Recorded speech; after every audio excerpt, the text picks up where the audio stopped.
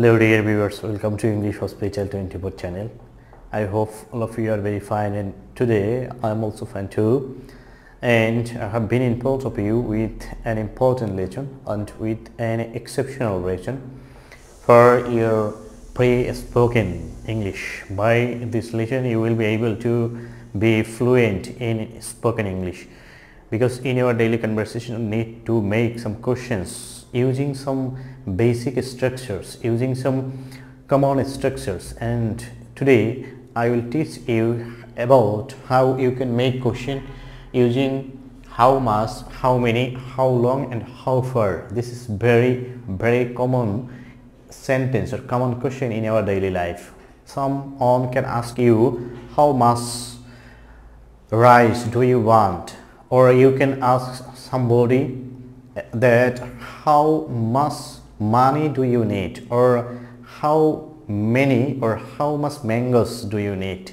Then you need to make these questions on the basis of my today's lecture and today's structures, and I will show you the structure of these questions. At the same time I will also show you how you can make sentence for your spoken English and for your daily conversation. So you need to be prepared for this great lesson. If you are new here, then you need to subscribe this channel and keep the bell button on so that you can get all the update video lesson at first in your notification. Let's get started to this lesson. This is how, then many, much, long, far. If we say in Bengali, how এর পরে কখন মাস বসবে, কখন many বসবে সেটি আজকে clear হয়ে যাবে। আরেকটি বিষয় হচ্ছে লং, ফার, এগুলো দিয়ে আমরা কখন প্রশ্ন করব। মনে রাখতে হবে বেসিক একটি বিষয়, সেটি হচ্ছে কোশ্চেন করলে অবশ্যই সাবজেক্টের পূর্বে একটি অক্সিলারি ভার্ব ইউজ হবে। সেটি হচ্ছে কোশ্চেন সেন্টেন্স বা কোশ্চেন তৈরি করার একেবারে এক নম্বর শর্ত। তো এখন এই মাস এবং মেনি কখন হবে সেইটি একটি বিষয়। এই মাস হবে তখনই যখন আনকাউন্টেবল কোনো নাউন হবে বা নন কাউন্টেবল নাউন বলে থাকি আমরা এগুলোকে, আনকাউন্টেবল অথবা নন কাউন্টেবল। আর মেনি হবে যেগুলো কাউন্টেবল নাউন, সেই কাউন্টেবল নাউনের ক্ষেত্রে বসবে মেনি। আনকাউন্টেবল ও নন কাউন্টেবল নাউন হলে বসবে মাস। লং বসবে তখনই যখন সময় বোঝানো হবে, আর ফার বসবে দূরত্ব যখন বোঝানো হবে তখন বসবে সেখানে ফার দিয়ে আমরা প্রশ্ন করব। তো এখন আমি প্রথমে এখানে স্ট্রাকচার বলবো, তারপরে আবার সেটি দিয়ে এখানে সেন্টেন্সটি করে দেখাবো। তাহলে সে কয়টি বই চায়, তো এখানে কয়টি তার মানে হাউ। টি যে তখনই যুক্ত করা যায় যখন গণনা করা যায় সাধারণত। বই, তাহলে এই বই অবশ্যই এটি কাউন্টেবল নাউন হবে। তাহলে হাউ মেনি, তারপর হচ্ছে বই। সাধারণত আরেকটি জিনিস খেয়াল করতে হবে, মেনি মাস এর সাথে কি নাউন সাধারণত জড়িত থাকে, সেই নাউনটি এর সাথেই লিখতে হবে। তাহলে হাউ মেনি সে কতগুলো, তারপরে হচ্ছে বই চায়, তাহলে এর সাথে নাউন জড়িত হচ্ছে বুক, হাউ মেনি বুক। তারপরে আসবে হচ্ছে অক্সিলারি ভার্ব। তাহলে চায় বলতে এখন চায়, বর্তমানের কথা বুঝেছে। তার বর্তমানের যদি কোনো সেন্টেন্সকে আমরা কোশ্চেন করি তাহলে অবশ্যই অক্সিলারি ভার্ব আসবে ডু অথবা ডাজ। সেক্ষেত্রে যদি সাবজেক্ট হি, শি, ইট অথবা কোনো একজন ব্যক্তির নাম হয় সেক্ষেত্রে আমরা ডাজ ব্যবহার করবো। তাহলে এখানে সে, তাহলে এক্ষেত্রে ডাজ। তারপর হচ্ছে সাবজেক্ট, এখানে সাবজেক্টটি হচ্ছে সে, হি। এরপর হচ্ছে মূল ভার্বের বেস ফর্ম, তাহলে মূল ভার্বটি হচ্ছে ওয়ান, দেন হচ্ছে কোশ্চেন মার্ক। তাহলে হাউ মেনি বুক, এখানে মেনি যেহেতু রয়েছে তাহলে বুকস দিব আমরা।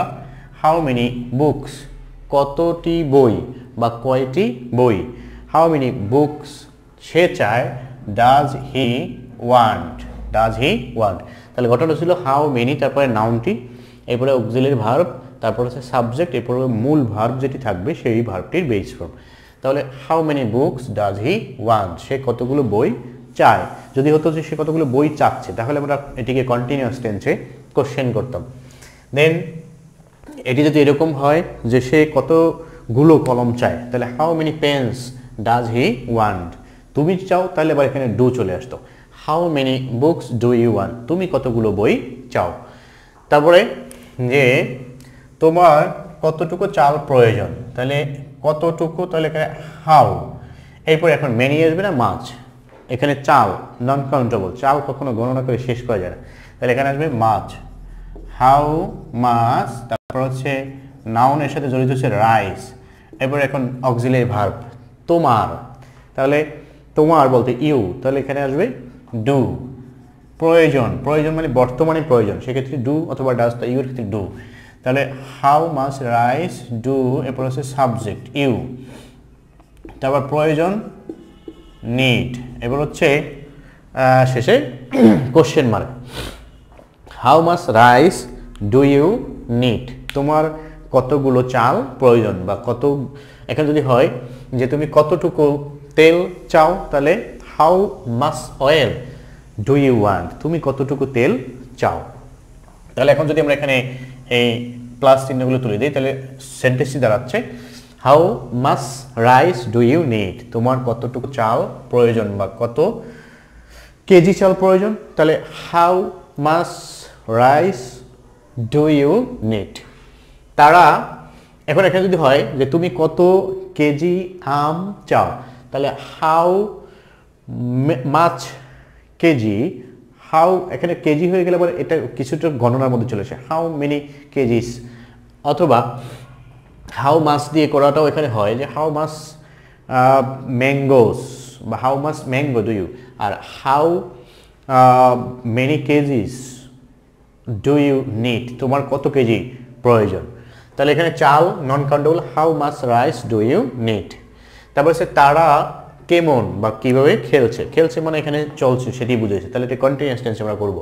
তারা কিভাবে খেলছে হাউ, তারপরে এখানে কন্টিনিউয়াস টেন্সের ক্ষেত্রে আমরা এম ইজ আর এই যেখানে কি ব্যবহার করব তারা, তারা বলতে আমরা বুঝে থাকি দে, তারপর হচ্ছে ভার্বের প্রেজেন্ট ফর্মের সাথে আইএনজি, তাহলে এখানে ভার্ব হচ্ছে প্লে, তার সাথে হবে আইএনজি, শেষ হচ্ছে কোশ্চেন মার্ক।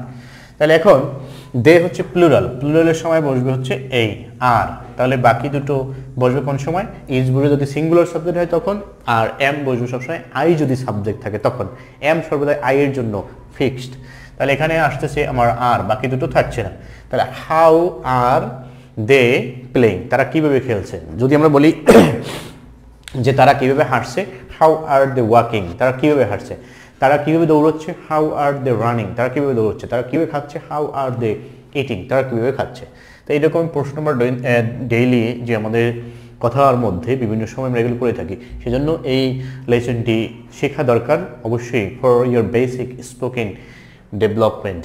তুমি কিভাবে পড়ছো, তাহলে এটাও চলছে বোঝায়, পড়ছো তার মানে এখন তুমি পড়তেছো, তাহলে কিভাবে, কেমন, কত, এগুলো থাকলে আমরা হাউ দিয়ে প্রশ্ন করে থাকি।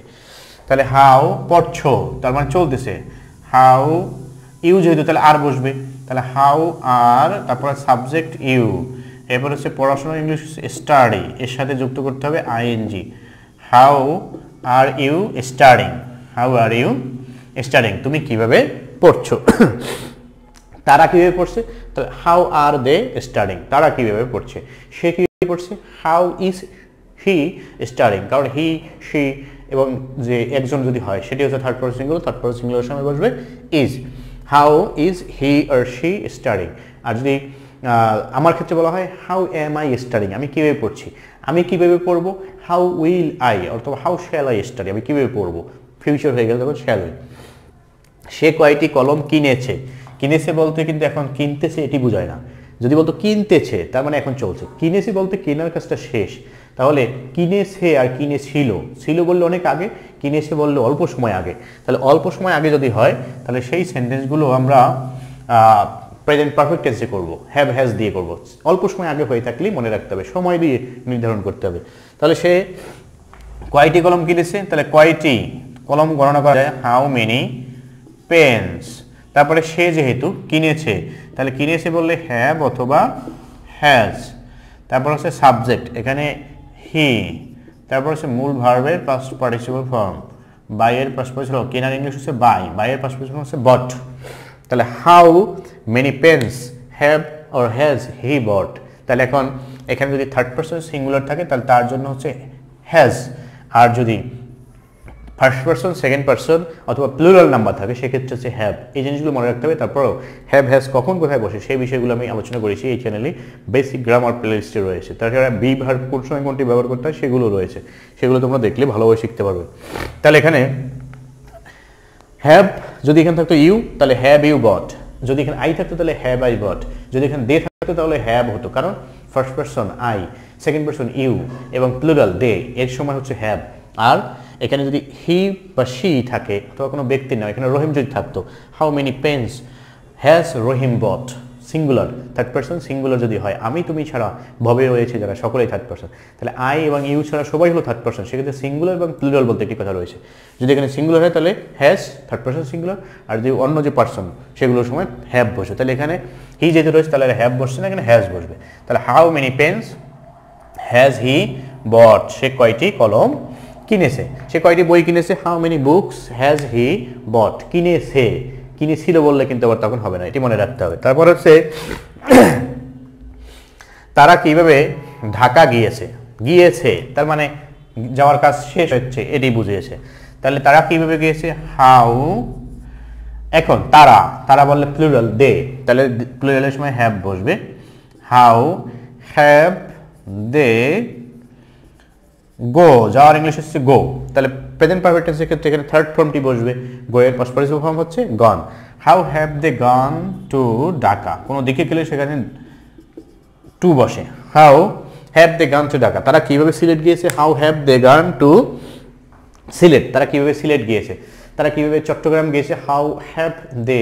আর যদি বলা হয় এখানে সে কিভাবে গিয়েছে, হাউ হ্যাজ হি গান টু ঢাকা, সে কিভাবে গিয়েছে।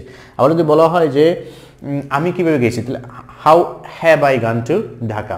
যদি বলা হয় যে রহিম বা করিম, হাসান কিভাবে ঢাকা গিয়েছে, হাউ হ্যাজ হাসান গান টু ঢাকা, কারণ হচ্ছে থার্ড পারসন সিঙ্গুলার সময় হ্যাজ ব্যবহার করতে হবে। এবারে তুমি কত বছর যাবত এখানে পড়ছো, তুমি এখানে কত বছর যাবত পড়ছো, এই যে যাবত বললেই যাবত ধরে এগুলো যখন থাকে তখন হচ্ছে ওই যে সময় বলা হয়, সময় নির্ধারণের ক্ষেত্রে, এবং এই সেন্টেন্সগুলো সাধারণত প্রেজেন্ট পারফেক্ট কন্টিনিউয়াস টেন্স হয়ে থাকে, কারণ হচ্ছে যাবত ধরে বললেই পড়ার কাজ আগে শুরু হয়েছে এখনো চলছে এরকম বুঝিয়ে থাকে। তাহলে তুমি কত বছর যাবত এখানে পড়ছো, তাহলে হাউ লং অথবা হাউ মেনি ইয়ার্স, কত বছর, how many years, how long দিলেই সবচেয়ে বেশি ভালো হয়, হাউ লং।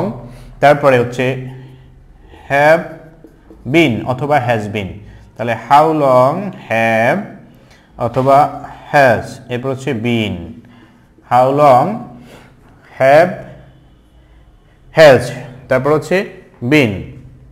এই বিন যদি আমরা এর সাথে না দেই তাহলে আমাদের এক্ষেত্রে সাবজেক্ট ব্যবহার করে তারপর দিতে হবে।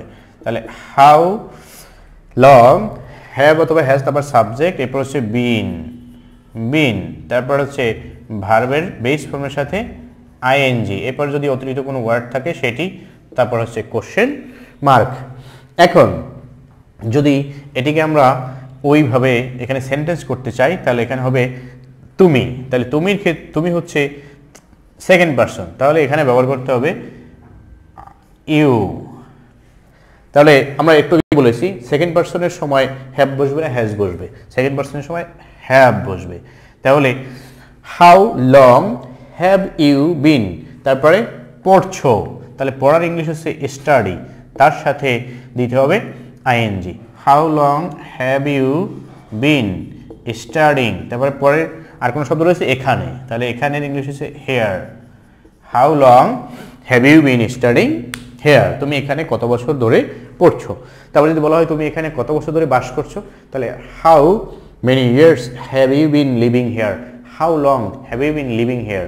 তারপরে তুমি কত বছর ধরে কানাডায় থাকছো, তাহলে হাউ লং আর how many years have you been living in Canada, কত বছর ধরে তুমি কানাডায় বাস করছো। এরপরে যদি এরকম থাকে যে তুমি এই স্কুলে বা সে এই স্কুলে, সে বললেই হ্যাজ আসবে, তাহলে সে এই স্কুলে কত বছর ধরে পড়ছে, how long has he been studying in this school, সে এই স্কুলে কত বছর ধরে পড়ছে। তো এই যখনই কত বছর যাবত থাকবে তখন এই স্ট্রাকচার দিয়ে প্রশ্ন করতে হবে। এবার হচ্ছে তোমার বাবা প্রতিদিন কত দূর হাঁটেন, তোমার বাবা প্রতিদিন কত দূর হাঁটেন। এখন এই কত দূর, দূরত্ব বোঝালে ফার, তাহলে হাউ ফার। হাঁটেন প্রতিদিন যে কাজটি মানুষ করে থাকে সেটি হচ্ছে সাধারণ বর্তমানের কাজ বোঝাবে। যে কাজ মানুষ সবসময় করে সেটি কখনোই অতীত হতে পারে না, সেগুলো প্রতিদিন ইনডিফিনিট টেন্সের মধ্যে চলে যাবে। তাহলে হাউ ফার তোমার বাবা হাঁটেন, তাহলে এখানে অক্সিলারি ভার্ব কোনটি বসবে, ডু অথবা ডাজ ইনডিফিনিট টেন্সের সময়। তাহলে এখানে তোমার বাবা হচ্ছে থার্ড পারসন সিঙ্গুলার, সেক্ষেত্রে ডাজ। হাউ ফার ডাজ, এবার হচ্ছে সাবজেক্ট ইয়োর ফাদার, তারপরে মূল ভার্বের বেস ফর্ম, হাঁটা হচ্ছে মূল ভার্ব, এটার বেস ফর্ম ওয়াক। তারপর প্রতিদিন এভরি ডে, এভরি ডে শেষে কোশ্চেন মার্ক। তাহলে how far does your father walk every day, যে প্রতিদিন তোমার বাবা কত দূর হাঁটে, প্রতিদিন তোমার মা কত দূর হাঁটেন। তাহলে how far does your father walk every mother walk every day. তারপর এরকম যদি হয় যে প্রতিদিন তুমি কত দূর হাঁটো, তাহলে how far do you walk every day, তুমি কত দূর হাঁটো, কারণ ইউ হচ্ছে সেকেন্ড পারসন বা ফার্স্ট পারসন, সেকেন্ড পারসন প্লুরালের সময় ডু বসবে, অবধি থার্ড পারসন সিঙ্গুলারের ক্ষেত্রে ডাজ বসবে। তাহলে how far does your sister walk every day, প্রতিদিন তোমার বোন কত দূর হাঁটে। তাহলে এই ধরনের প্রশ্নগুলো যদি থাকে তাহলে বা প্রশ্ন করতে হয় তাহলে এই স্ট্রাকচার দিয়ে সেগুলো করতে হবে। আশা করছি ইট has been clear to you by this lesson. Then number 9 হচ্ছে তোমরা কয় ভাই বোন, তাহলে কয় বা কত, সেক্ষেত্রে হাউ মেনি, হাউ মেনি, কারণ হচ্ছে কয় বা কত, যদি এখানে ভাই বোন তো অবশ্যই গণনা করা যায়, তাহলে হাউ মেনি। তারপর হচ্ছে যে ভাই বোন একসাথে আমরা বলে থাকি সিবলিংস অথবা ব্রাদার্স অ্যান্ড সিস্টার্স না বলে আমরা সিবলিংস বলতে পারি। হাউ মেনি সিবলিংস আছে, তাহলে do you have, how many siblings do you have, তোমরা কয় ভাই বোন। How many brothers and sisters do you have, তোমরা কয় ভাই, সেটি তোমার কয় ভাই আছে, how many brothers do you have, তোমার কয় ভাই আছে। তোমার কয় বোন আছে, how many sisters do you have. তোমার কয়টি কলম আছে, how many pens do you have, তোমার কয়টি কলম আছে। আবার এখানে আমরা সিবলিংস কেন লিখেছি, কারণ ভাই বোন অবশ্যই প্লুরাল। যদি বলা হয় যে তোমার কাছে কয়টি বই আছে, how many books do you have, আছে বললেই ডু ইউ হ্যাভ, তার কাছে আছে ডাজ হি হ্যাভ, তারপর তাদের কাছে আছে ডু দে হ্যাভ, কারণ হচ্ছে তাদের প্লুরাল বুঝলে আমরা সেখানে ডু ব্যবহার করবো, সিঙ্গুলার হলে ডাজ।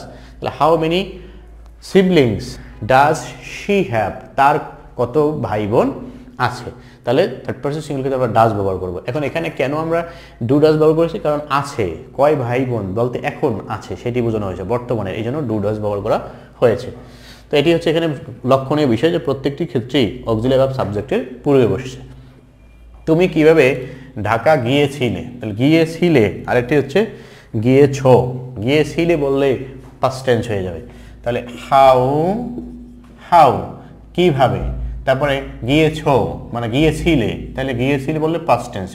ডিড, এবার হচ্ছে সাবজেক্ট, এখানে সাবজেক্ট হচ্ছে you, did you go to Dhaka, how did you go to Dhaka, কিভাবে তুমি ঢাকা গিয়েছিলে। কিভাবে তারা গিয়েছিল, পাস্ট ইনডিফিনিট টেন্সের ক্ষেত্রে শুধু ডিড, এই জন্য এখানে কোনো ঝামেলা নেই। প্রেজেন্ট ইনডিফিনিট টেন্সের সময় আরও ঝামেলা রয়েছে। এই ক্ষেত্রে পাস্ট ইনডিফিনিট টেন্সের ক্ষেত্রে অতীতের কোনো কোশ্চেন যদি করতে হয়, পাস্ট ইনডিফিনিট টেন্সের হয়, সেক্ষেত্রে সবগুলোর ক্ষেত্রে সকল পার্সনের ক্ষেত্রেই আমরা ডিড ব্যবহার করবো, সেই ক্ষেত্রে কোনো ঝামেলা নেই। তো how did you go to Dhaka, কীভাবে তুমি ঢাকা গিয়েছিলে। তারা কীভাবে গিয়েছিল, how did they go to Dhaka. তারা কীভাবে ঢাকা থেকে এসেছিল, how did they come from Dhaka, তারা কীভাবে ঢাকা থেকে এসেছিল। আমি কীভাবে ঢাকা থেকে এসেছিলাম, how did I come from. এখন ডিডের পরে আবার যদি এখানে আমি ওয়েন্ট লিখি তাহলে কিন্তু হবে না, কারণ হচ্ছে একই সেন্টেন্সে একাধিক পাস্ট ফর্ম তো হবে না। একই সেন্টেন্স বললে বলবে একটি ক্লোজে, যদি বাক্যাংশ একটি অংশই থাকে তাহলে সেখানে একটি পাস্ট ফর্ম থাকবে, যদি একাধিক অংশ থাকে তাহলে একাধিক পাস্ট ফর্ম থাকতে পারে, কিন্তু যখন একটি অংশ থাকবে সেখানে একটি পাস্ট ফর্ম থাকলে পরেরটি এবার প্রেজেন্ট ফর্ম হয়ে যাবে।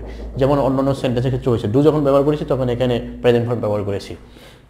তাহলে how did you go to Dhaka, কীভাবে তুমি ঢাকা গিয়েছিলে, ছিলে মানে অনেক আগে হয়েছে আর গিয়েছো অল্প সময় আগে।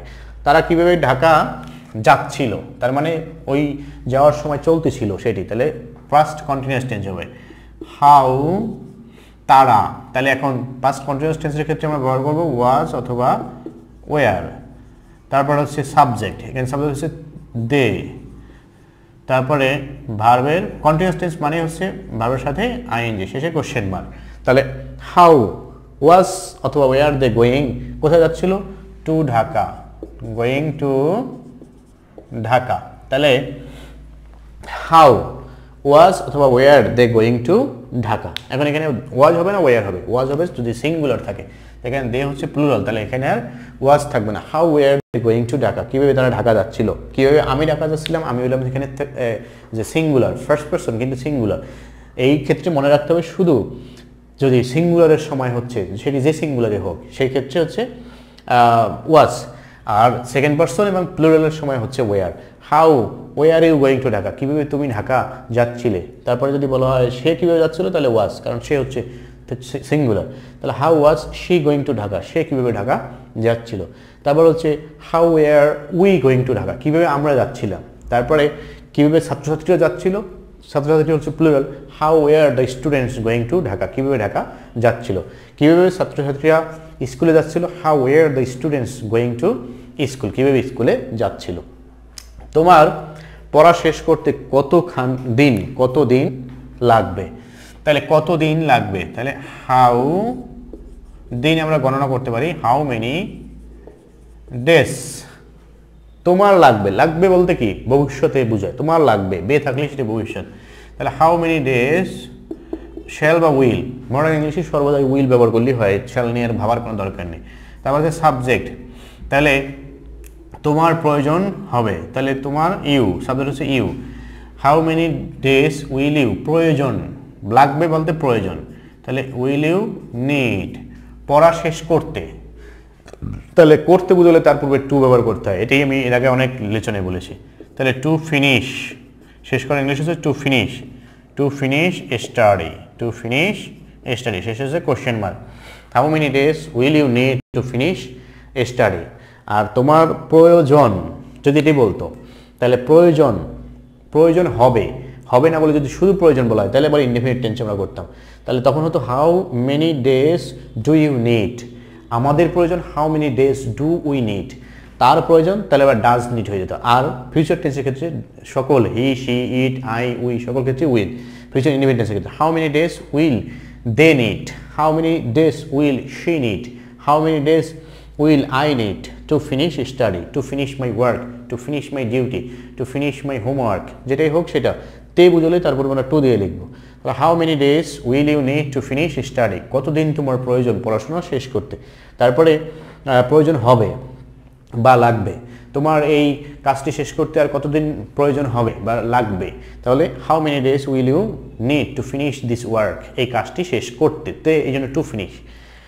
তারপর হচ্ছে নাম্বার 13, তুমি কতদিন ধরে কাজ করতে থাকবে, তার মানে করতে থাকবে ভবিষ্যতে চলতে থাকবে, এটি কিন্তু বুঝে থাকে এখানে, তখন ফিউচার কন্টিনিউয়াস টেন্সে লিখতে হবে তুমি কতদিন ধরে। তাহলে how many days, how many days will, তারপর হচ্ছে সাবজেক্ট, এখানে সাবজেক্ট হচ্ছে ইউ, উইল ইউ কতদিন ধরে, তাহলে ফিউচার কন্টিনিউয়াস টেন্সে হয় কি শ্যাল বি উইল বি এর সাথে তারপরে মূল ভার্বের সাথে ING. Will you be working, how many days will you be working, তুমি কতদিন ধরে কাজ করতে থাকবে। হাউ মেনি ডেজ কতদিন ধরে উইল ইউ বি ওয়ার্কিং, তুমি কাজ করতে থাকবে। How many days will you be working, তুমি কতদিন ধরে কাজ করতে থাকবে। তারপরে যদি বলা হয় তারা কতদিন ধরে কাজ করতে থাকবে, তারা how many days will they be working, তারা কতদিন ধরে কাজ করতে থাকবে। তারপর হচ্ছে যদি এরকম বলা হয় যে মিনা কতদিন ধরে পড়তে থাকবে, তাহলে how many days will Meena be reading, Meena কতদিন ধরে পড়তে থাকবে। তারপর হচ্ছে নাম্বার 14, তুমি আমার সম্পর্কে কত দূর জানো, তাহলে কত দূর বললে আমরা হাউ ফার দিয়ে প্রশ্ন করবো। হাউ ফার, হাউ ফার জানো, জানো বলতে কি সাধারণ সময়ের কথা বোঝায়, জানতে, জানবে, জানতে বললে অনেক আগে, জানো মানে এখন, আর জানবে মানে ভবিষ্যতে। তাহলে হাউ ফার, এখন ডু বা ডাজ ব্যবহার করবো, তুমি যেহেতু সেকেন্ড পারসনের জন্য do, how far do you know know আমার সম্পর্কে, তাহলে অ্যাবাউট মি, তার সম্পর্কে অ্যাবাউট হিম, তাদের সম্পর্কে অ্যাবাউট দেম, বাংলাদেশ সম্পর্কে about Bangladesh. How far do you know about Bangladesh, Bangladesh সম্পর্কে তুমি কতটুকু জানো। How far does she know, সে কতটুকু জানে অ্যাবাউট মি, আমার সম্পর্কে। How far did they know about me, আমার সম্পর্কে তারা কতটুকু জানতো, তার মানে অতীত, তখন ডিড ব্যবহার করবো। How far did she no about me, তাহলে এখানে ডু ডাজ যেটাই ব্যবহার করি বা ডিড, মূল ভার্ব যেটা থাকবে সেটার বেস ফর্ম বসবে, একেবারে আসল চেহারা, কোনো কিছু যোগ বিয়োগ নেই। তাহলে how far do you know about me, আমার সম্পর্কে তুমি কতটুকু জানো। এরকম আমরা অনেক সময় অনেককে প্রশ্ন করে থাকি যে তুমি আমার সম্পর্কে কথা বলছো, কতটুকু তুমি আমার সম্পর্কে জানো। তাহলে how far do you know about me, তুমি আমার সম্পর্কে কতটুকু জানো, তুমি ওই ব্যক্তির সম্পর্কে রহিম সম্পর্কে কতটুকু জানো। How far do you know about Rahim, Rahim সম্পর্কে তুমি কতটুকু জানো। দেন হচ্ছে নাম্বার 15, সে কতটুকু তেল চেয়েছিল, তার মানে আগে চেয়েছিল, পাস্ট টেন্স হয়ে গেল। তাহলে হাউ মাস, কারণ সেখানে তেল তো গণনা করা যাবে না। হাউ মাস অয়েল, এই কতটুকু কতগুলো এর সাথে ওই নাউনটা মাস মেনির সাথেই বসে যাবে। তাহলে হাউ মাস অয়েল চেয়েছিল, তাহলে পাস্ট টেন্স ডিড, সাবজেক্ট হচ্ছে he. How much oil did he want, এখন এখানে অনেকে ওয়ান্টেড বলবে, নো, কারণ হচ্ছে যদি একটি মূল ভার্বের পাস্ট ফর্ম আগে বসে থাকে তাহলে পরে আর পাস্ট ফর্ম ব্যবহার করা যাবে। সেটি আমি এর আগেও বলেছি, আবার বলছি যে একবারই পাস্ট ফর্ম হবে একটি অংশে, বাক্যের একটি অংশ যদি থাকলে একবারই পাস্ট ফর্ম হবে।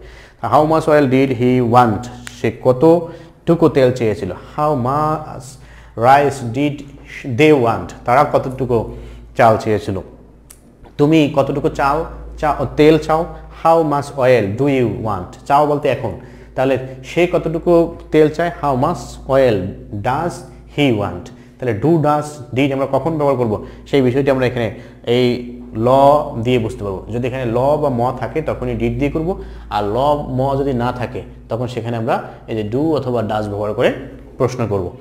সো এখানে ছিল 15টি কোশ্চেন, কিন্তু সেই 15টি কোশ্চেনের আদলে আরও কীভাবে একাধিক প্রশ্ন করা যায় সেগুলো আমি এখানে বলেছি, যেগুলো লেখা ছিল না। You can write if you feel the necessity of those questions. যে প্রশ্নগুলো আমি এমনি মুখে বলেছি সেগুলো প্রয়োজন হলে আবার লিখেও রাখতে পারো, কারণ হচ্ছে একই ধরনের সেন্টেন্স দেখে যদি আরেকটা সেন্টেন্স তৈরি করতে না শেখার প্র্যাকটিস করো তাহলে you will never speak in English.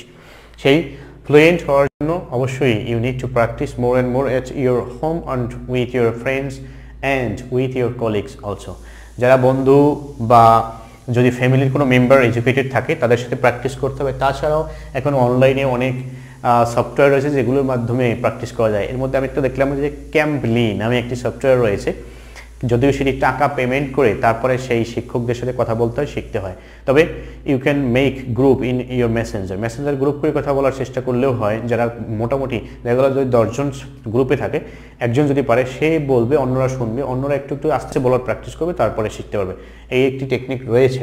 তো আশা করছি আজকে যে লেসনটি আমি এখানে তৈরি করেছি, এই how much, how many, how far, long, এগুলো দিয়ে আর প্রশ্ন করার ক্ষেত্রে কোনো ঝামেলা থাকবে বলে আমার মনে হয়। তারপরেও if you have any difficulty you can write comment in the comment box এ বলবে।